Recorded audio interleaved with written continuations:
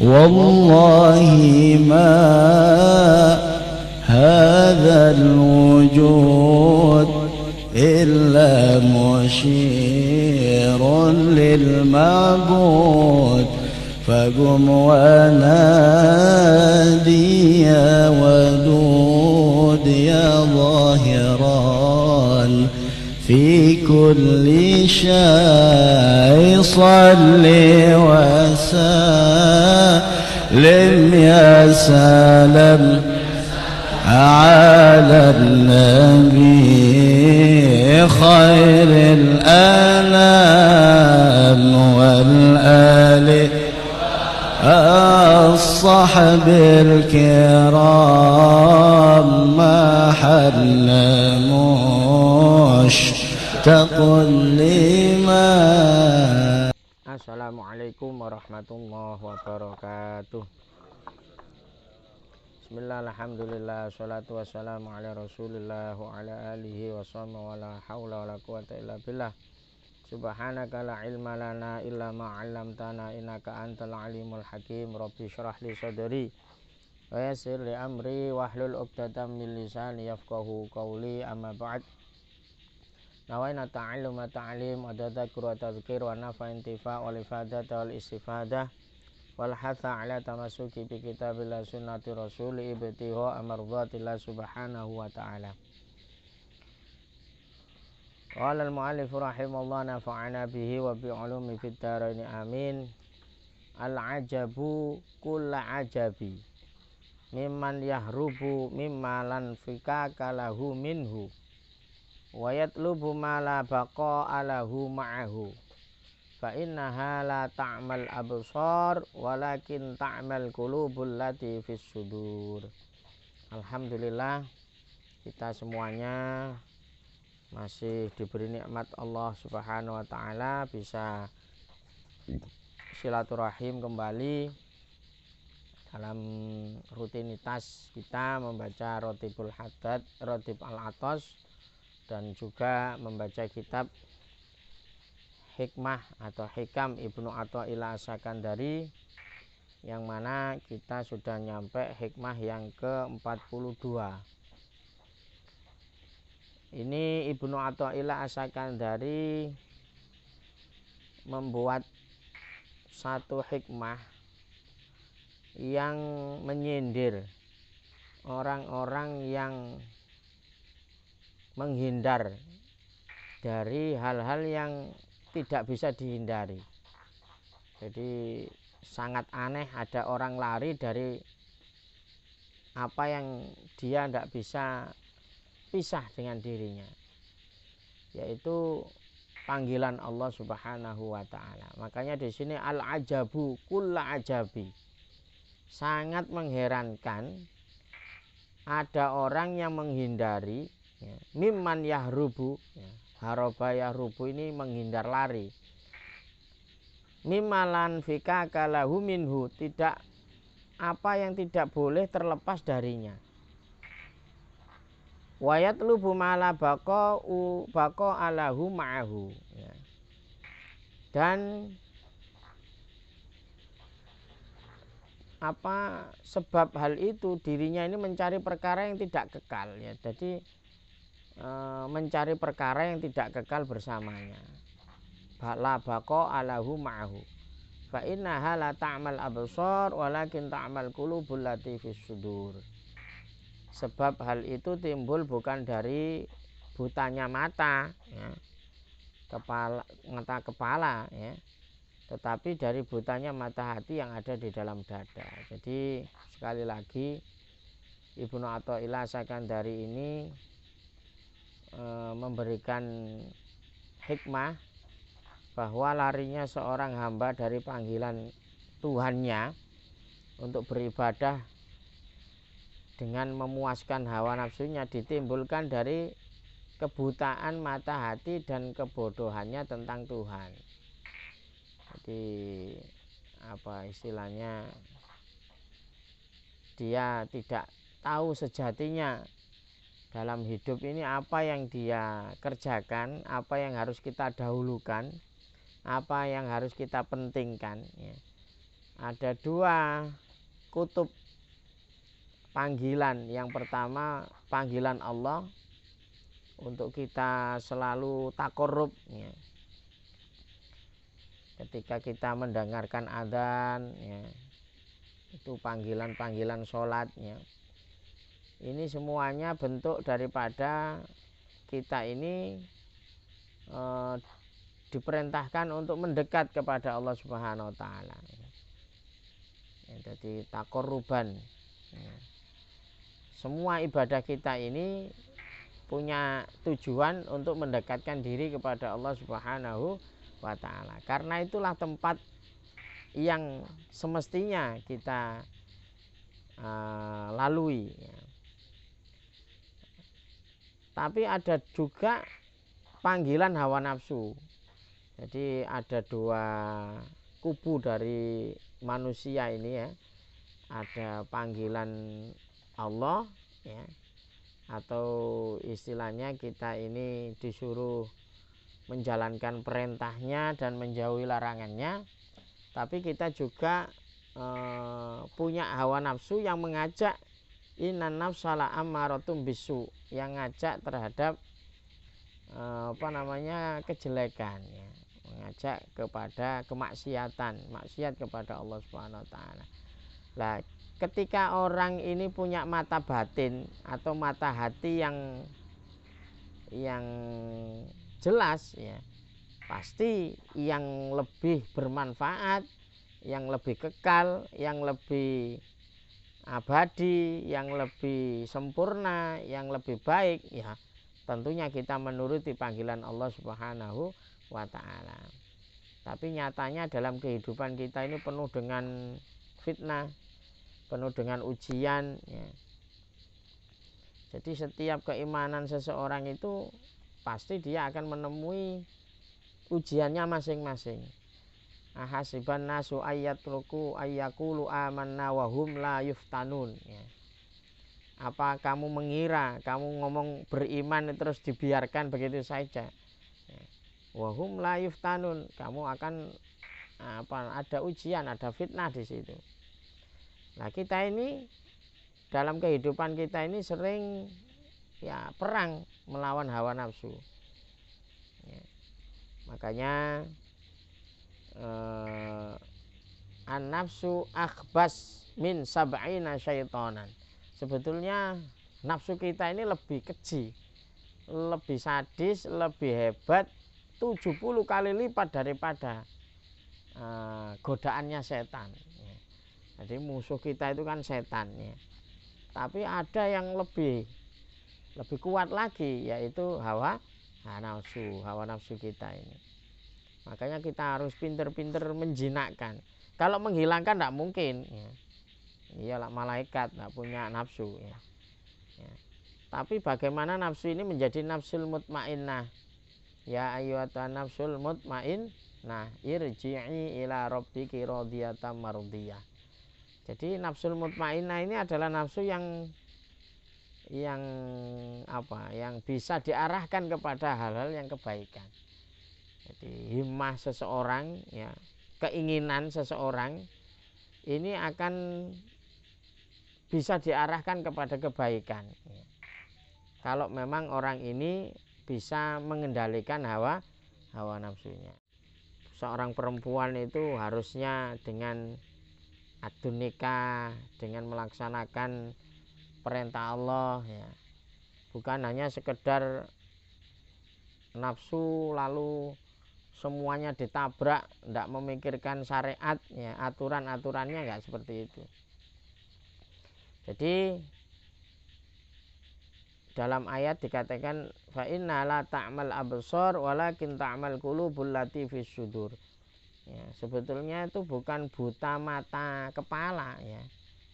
Ketika orang itu enggak bisa membedakan mana yang hak dan yang batil, mana yang kekal, yang mana yang fana ya. Ini lakin ta'mal qulubul lati fis sudur, yaitu mata batin atau mata hati lah yang dia tidak bisa membedakan mana yang hak dan mana yang batil. Ada kisah ini ya, yang diabadikan dalam Al-Quran tentang tukang sihir Fir'aun. Jadi tukang sihir Fir'aun ini kalah dan juga mendapatkan hidayah. Jadi ketika tukang sihir dikumpulkan untuk melawan Nabi Musa, ya, yang mana tali-tali dilemparkan jadi ular kecil-kecil, ya. Ketika Nabi Musa dapat wahyu untuk melemparkan tongkatnya yang jadi ular, ya. Ini tukang sihir ini sudah paham betul ini bukan sihir ini, ya. Ini bukan, gak pernah saya tahu, ya. Cara ngono lah sihir kon ilmu nih, ini di luar sihir ini, ya. Sampai tukang sihirnya itu aman tuh birobi Musa, aku wis luwe percaya ambek Tuhane Nabi Musa, ya. Jadi mereka sampai berani untuk berpaling dengan Fir'aun, padahal Fir'aun itu sudah menjamin, ya, kehidupannya, ya, mengancam kalau ndak nurut ini bagaimana ancamannya itu serius. Tapi tukang sihir ini gak ono sing ngreken, gak wis, ya. Apa konsekuensi apa yang terjadi saya tetap aman tuh birobi Musa. Aku tetap iman ambek, ya. Jadi karena apa? Karena ini sudah dikasih mata batin yang kuat, ya. Bisa membedakan ini benar-benar mukjizat atau ini adalah sihir. Jadi gak ono ilmu nih. Iki kalau sihir itu kan bisa jadi mengelabui mata, ya. Bisa jadi ini pengaruh dan lain sebagainya. Ini enggak, tongkat ini benar-benar menjadi jadi ular yang besar dan memakan ular-ular kecil yang asalnya tali, ya. Nah, di situ tukang sihir berbondong-bondong untuk meninggalkan Fir'aun, ya. Padahal ancamannya serius dia ini, jelas lah. Ibarat sampean melok satu geng, ya, satu mafia, terus sampean nyengkal, ya, ikut kepada musuh, kan konsekuensinya kan lah gak dibunuh ya diboikot lah semua dia. Tapi mereka tidak menghiraukan. Ini diabadikan dalam Al-Quran di surat Toha ayat 72 dan 73 ini. Qalu lan nu'thiraka ala ma ja'ana minal bayyinat walladzi fatarana faqdi ma anta qad innama taqdi hadhil hayatad dunya inna amanna bi rabbina liyaghfir lana khotoyana wa ma akrahtana alaihi minas sihir wallahu khairun wa abqa. Mereka berkata, iki tukang sihir iki wis namanya hidayah Allah sudah, ya, sudah merasuk, ya. Makanya orang itu kalau benar-benar mau membuka mata hatinya, sebetulnya hidayah itu gampang muncul. Singgarai hidayah ini nggak muncul karena mata hatinya ini ketutup, ya. Jadi kalau mata kepala ini nggak punya pengaruh, ya. Ini sekedar dohir saja. Nyatanya kita banyak tertipu hanya dengan mata kepala itu sering tertipu, ya. Jadi istilahnya ada istilah fata morgana, koyok enak, ya. Kita nyetir saking panasnya kayak ada air di sana, ternyata ya gak ada banyu, kan berarti kan menipu mata ini, ya. Ini kalau mata kepala seperti itu, kayu kita masukkan ke air koyokannya bengkong, ya, mata itu, ya. Gak, wis mata, kalau jenengan percaya dengan mata ya wis jelas keliru. Asale kayu iki lurus, kenapa kok dimasukkan air kok jadi bengkong, kelihatan bengkong? Itu kan berarti kan mata kepala ini tidak bisa melihat secara ya, istilahnya secara pas, ya, secara benar, ya. Lah makanya manusia ini yang harus diasah ini mata batinnya. Nah, kalau mata batin, mata hati iki gak kena dibujui, ya. Lah kebetulan tukang sihir Fir'aun ini, ya, karena dia menggunakan mata batinnya, nuraninya, Mereka berkata, kami tidak akan mengutamakan kamu atas apa yang datang kepada kami dari bukti-bukti yang nyata dan Tuhan yang menciptakan kami. Wis gak wis, aku wis seru bukti nyatanya ya. Putuskanlah apa yang kamu putuskan. Wis sakarepmu wis, mau saya mau dibunuh, saya mau disiksa, mau diancam wis gak peduli. Itu tukang sihir apa namanya Fir'aun itu. Jadi cara ngono iki bolone dhewe ya. Yang kamu putuskan itu adalah putusan pada kehidupan dunia saja ya. Ini malah ngandani Fir'aun ya. Bahwa yang dia putuskan itu hanya urusan dunia. Sesungguhnya kami beriman kepada Tuhan kami supaya Ia mengampuni kesalahan kami, dan apa yang kamu paksakan kepada kami dari sihir, dan Allah lebih baik ya, artinya wallahu khairun, Allah itu lebih baik, artinya lebih baik pahalanya di sisi Allah ini. Wa abqa, dan lebih kekal, artinya kekal siksanya ya. Jadi tukang sihir itu mau mantep iman ini. Jadi memang orang itu kalau ditunjukkan mukjizat itu ada dua kemungkinan. Kemungkinan pertama mengakui ya. Kemungkinan kedua ya iya. Cara ngono sebetulnya dalam hati musuh-musuh Nabi kita Muhammad SAW itu sebetulnya mengakui sebetulnya bahwa Nabi kita ini memang Rasulullah, utusan Allah. Tapi karena itu tadi ya, mati artikan hidayah ya, hidayahnya ditutup ya. Abu Lahab, Abu Jahal itu sebetulnya apa ngaran ya, ya tahu kebenaran itu tahu, tapi tidak bisa menerima dia, tidak bisa menerima. Jadi makanya hidayah ini mahal ya. Tidak bisa ditukar dengan apapun. Kita bisa mau ngaji, kita bisa mau menerima kebaikan, ini luar biasa. Gak semua orang ini diberi nikmat seperti kita ini. Masih tak omain nemplek masjid ya. Walaupun tetangganya ini seorang ulama, seorang kiai, walaupun omah iki mepet Mekah, Ka'bah ya. Kalau tidak diberi hidayah ya sama saja, tidak akan ya. Bahkan di pepatah Arab itu dikatakan al-qurbu hijabun. Justru orangnya itu kalau dekat itu malah kadang terhijab. Saya pernah ada cerita, teman saya yang mukim di Mekah itu cerita, ada orang Mekah itu seumur hidupnya belum pernah haji. Bahkan main nang Mekah di tanah haram, tapi seumur hidupnya nggak pernah ikut haji. Ya, karena apalagi sekali lagi itu al-qurbu hijab. Sering itu kalau lokalan itu kamu tanya orang-orang yang rumahnya dekat Sunan Ampel gitu, itu ada orang situ tidak pernah ke ziarah ke Sunan Ampel. Aku dewe sing cedek lo gak tahu belas. Orang lain dari berbagai penjuru datang ke situ, tapi tetangganya malah tidak ada yang. Nah ini kan itu ya itu yang dikatakan al-qurbu hijab ya.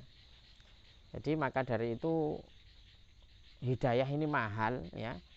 Kita harus bisa menjaga hidayah Allah yang sudah diberikan kepada kita, bahwa kita ini masih diberi oleh Allah hati untuk terus mendekatkan diri kepada Allah Subhanahu wa taala. Jadi kesimpulannya ini kita ini jangan di dalam Al-Qur'an ini nyeritakno napa jenenge pengikuti Fir'aun ya tukang sihir, dan kita umatnya Nabi Muhammad ini ojo sampai kalah ambek apa namanya pengikut-pengikutnya Fir'aun, yaitu tukang sihir Fir'aun, yang mana mereka sudah mau menerima, mau beriman kepada Nabi Musa, kalau Nabi Musa itu adalah utusan Allah Subhanahu wa taala, dengan omongan amantu birabbi Musa, aku wis beriman. Dan pada akhirnya Fir'aun sendiri ini tobat. Tapi tobatnya wis keri. Jadi ketika dia tenggelam di laut ini sebetulnya dia sempat aman tuh birobi Musa Yohan ya. Tapi sudah nyawanya ini sudah nah, jadi iya malam yuhurhir ya. Pintu taubat itu kan batasannya malam yuhurhir, artinya selama belum sampai ke ya, jadi maka dari itu mumpung kita masih sehat, masih diberi kesempatan ya, kita kita lebih bisa mendekatkan diri kepada Allah Subhanahu wa taala. Dan kita sebagai umatnya Nabi Muhammad SAW, jangan kita kalah dengan para tukang sihirnya Fir'aun ya. Tukang sihirnya Fir'aun itu adalah termasuk ikut kelompok yaitu umatnya Nabi Musa alaihissalam ya. Jadi ada seorang ulama yaitu Syekh Abul Hasan Asyadzili ya, pendiri Thariqah Asyadziliyah ya, yang ngarang Hizb Bahar ya. Ini mengatakan butanya mata hati ada pada 3 hal. Jadi perlu kita ketahui yang menyebabkan butanya mata hati itu 3 hal. Yang pertama, dia melepas anggota badan dalam kemaksiatan kepada Allah. Jadi ngono cara ngono awake maksiat iki dituruti ya. Kepengin apa dituruti. Ini yang bisa menyebabkan gelapnya hati. Karena sering menuruti hawa nafsu untuk melakukan maksiat kepada Allah Subhanahu wa taala. Itu nomor 1. Nomor 2, karena tamak. Artinya mengharap apa yang dimiliki makhluk Allah. Jadi gak ngarep nang Gusti Allah, tapi ngarepe nak makhluk ya. Jadi jenengan semuanya pasti punya juragan lah bahasanya ya. Lebih yakin ambek pimpinannya, ambek juragane ya, daripada kepada Allah Subhanahu wa taala. Aku lak ngaji iki kok iso dipecat iki, aku tuh kok nyambut gawe, aku kudune ngene. Jadi dia lebih lebih berharap ya kepada makhluk ya. Makhluk ini kan macam-macam ya. Bisa iso juragane, ya iso bojone, iso rupa pimpinannya, siapa saja ya.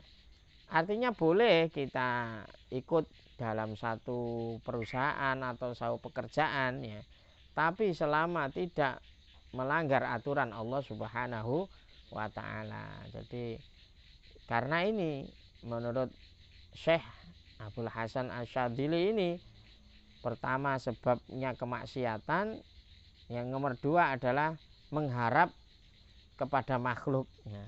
Berharap bukan kepada Allah tapi berharap kepada makhluk. Lah wis ngarep nang makhluk itu anjene. Dan kita sering terpancing kan seperti itu. Waduh iki lak gak nyedek iki gak iso ya.